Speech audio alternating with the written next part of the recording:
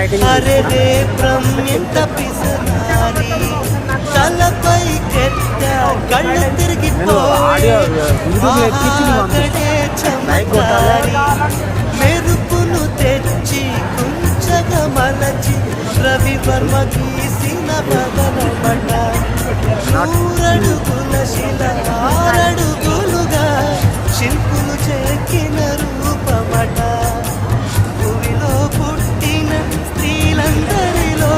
నీదే నీదే అందమట అంతటి అందం అంతా ఒకటై